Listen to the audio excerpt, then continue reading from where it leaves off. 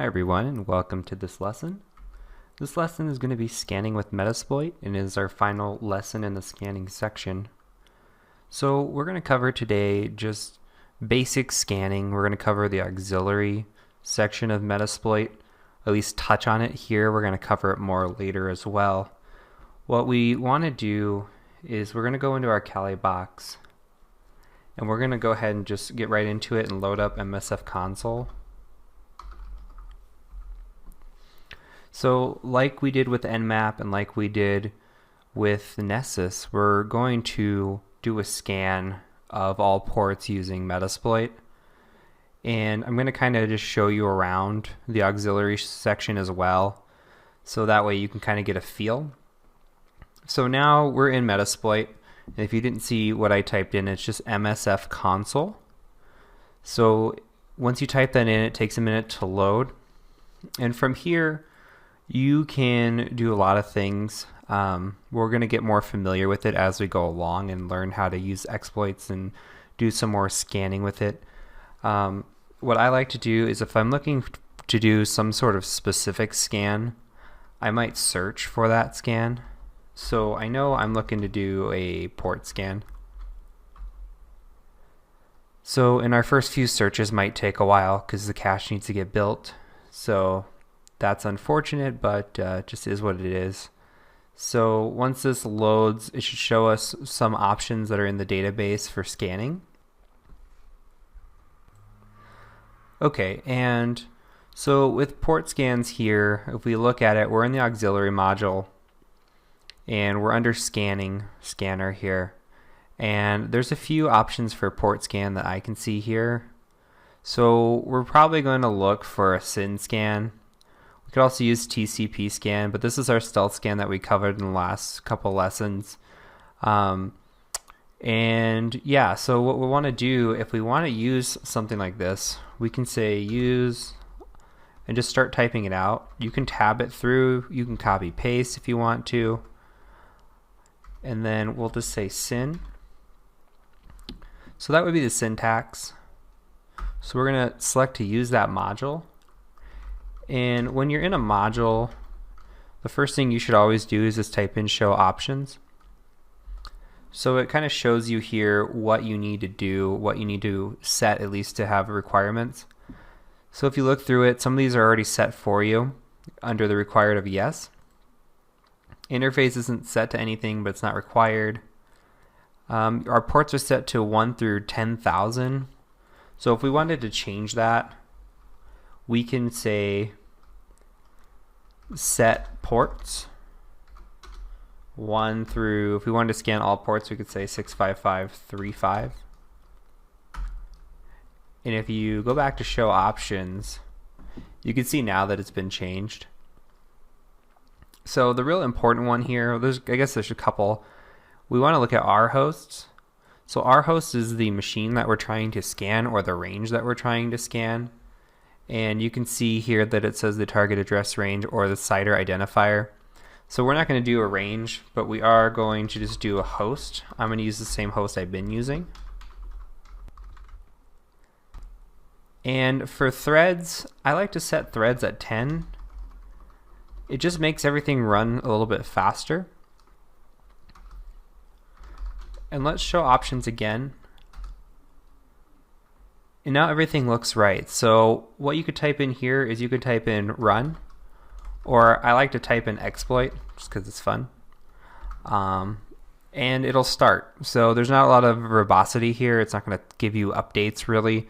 It's just going to kind of run in the background. So with that being said, I kind of want to show you one that I started about 4 hours ago. It's this guy here. So same exact syntax and everything, but it's been running for 4 hours and it's only found 5357 open so far. So not very fast, doesn't give us a lot of information, and we could do better, right? So if you're going to do scanning, port scanning with Metasploit, probably not the way to go. I would just stick to Nmap. And we know that Metasploit is only allowed on the exam one time, so we're going to save it. We're not going to use this. I'm going to go ahead and Control-C out of this. I just want to show you a couple more options here. So the nice thing about auxiliary is we could look through it and there's so many options. So if we wanted to search, say we're looking for some information on Samba shares, but we're not exactly sure what we're looking for, we can kind of search SMB and see everything that comes up. You're going to see some exploits that show up. You're going to see some post exploitation that shows up, but we can kind of sift through that, and I'll show you that here in a second when it loads. Okay, so now that it's loaded, you can kind of see here all the different modules on the left side, and there's a description here. You have a release date and how good I guess the rating would be. So we have good rating, great rating, excellent rating. If we scroll up just a little bit here, you get into the auxiliaries. Auxiliaries are first just because it's in alphabetical order.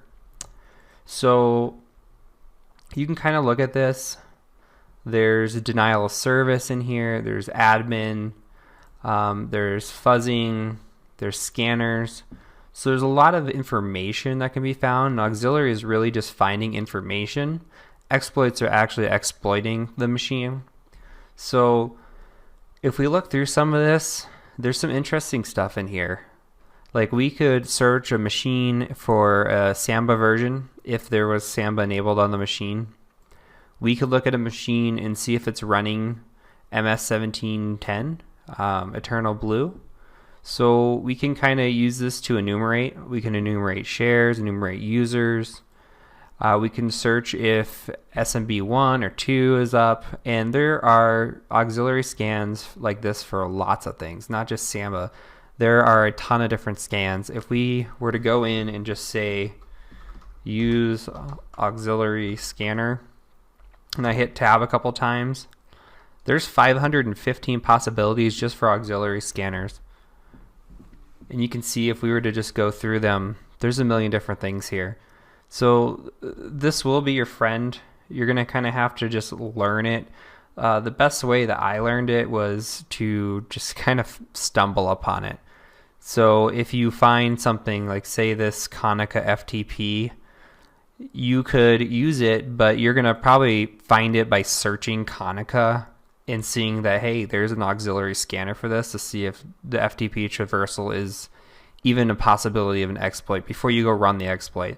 So that's nice to have before you just go start firing off exploits.